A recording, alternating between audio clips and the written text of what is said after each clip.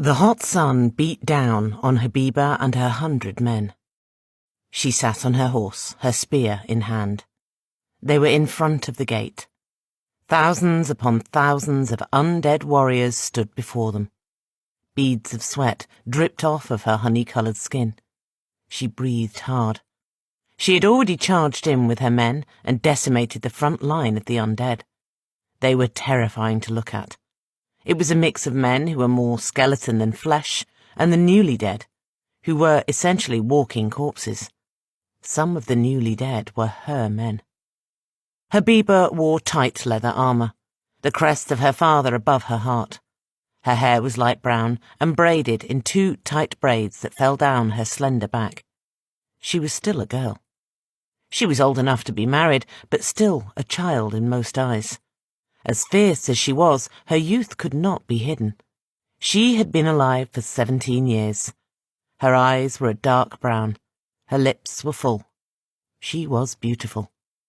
She was not the type to be a princess wearing a silk dress and sitting safely on some cushions while the men died for her. She wanted to be a great warrior, like her older brother, Abu Bakr. She wanted to make him proud. She missed him dearly. It had been years since he was stolen from their family. Habiba thrust her spear in the air, signalling for the archers on the great wall of King Amin's city to stop. There were hundreds of archers. They kept the undead at bay. Habiba took several deep breaths, trying to still her beating heart. She looked back at the warriors that followed her, brave men of her father's army. They looked tired and ragged. They had endured charge after charge with their princess. The undead seemed endless. No matter how many they put down, others seemed to take their place. Every time they lost one of their own, they saw him standing among the ranks of the undead. It made it hurt worse to have to kill your brother who had just died fighting beside you against a common enemy. Now his body is standing against you as your enemy. It was a desecration of their body that was horrible to see. "For the one God and Mumin!" Habiba shouted, her voice echoing through the silence as the last arrows fell from the sky. Her men roared at the undead. Habiba knew the roar was half-hearted. Any with an ear could hear it. The men were exhausted. They were losing hope and faith. To them, this charge would be meaningless. The countless other charges they had done hardly put a dent into the undead that swarmed here. Habiba dug her heels into the side of her horse and screamed as fiercely as she could. Her horse's hooves beat the sandy earth beneath them. The sound of 100 of King Amin's cavalry could be heard for miles. Habiba was closing in on the undead line. She levelled her spear and ran it through the skull of an undead that was more skeleton than man. The flesh on half of his face had rotted off. She and her men cut deep into the undead line. Habiba stabbed and smashed the skulls of as many undead as she could. She felt something hard hit her. She did not know from where. The air was knocked from her lungs as she found herself laying on her back in the sand, the mangled and destroyed bodies of the undead around her, the ones that she and her men had put down for good. Habiba clutched at her side. "By God!" she gasped.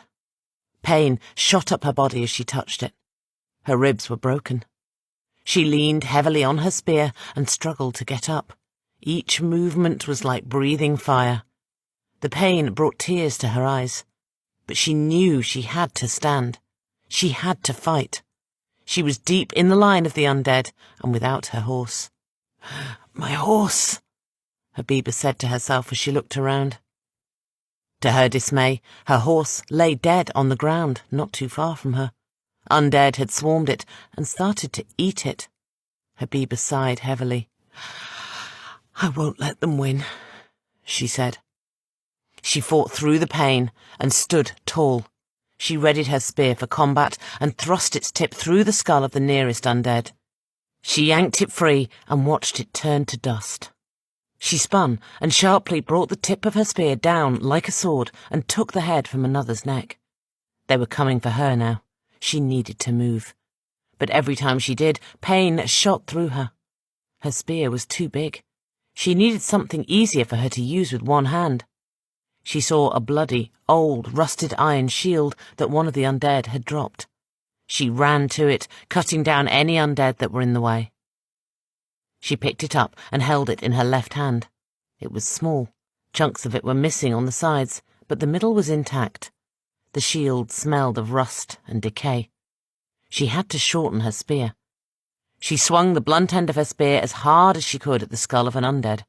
Habiba screamed as pain shot through her entire body. The spear broke nearly in half. Habiba fell to one knee, the shield in her left hand propped on the ground to help steady her. She held the broken spear in her right.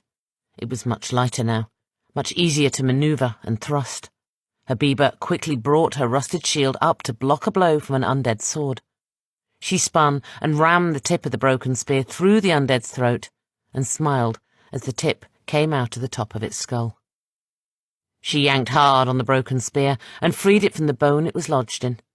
She blocked another blow with her shield and thrust hard with her spear. Undead after undead fell before her. But she was tiring. The pain was so intense, she felt that she would pass out. "Princess!" a voice shouted. Habiba turned to see several of her cavalry racing toward her. That moment of distraction was all the undead needed. Habiba screamed in pain as an old, rusted dagger stabbed into her leg. Habiba fell on the dirt again, her blood mingling with that of so many other of her father's soldiers who fell here. Habiba reached down and pulled the dagger from her leg and threw it at the undead. It harmlessly bounced off them. She tried to get up, but the pain was too much. She made it to her knees. She blocked a blow with her shield that had her back down in the dirt. She heard the thundering of hoofs as her cavalry surrounded her. One of her men jumped from his horse and cut down the undead that were going in for the kill around her. Another grabbed her and slung her over the back of his horse. He smacked the horse hard on its back, and it ran hard back to the castle gates.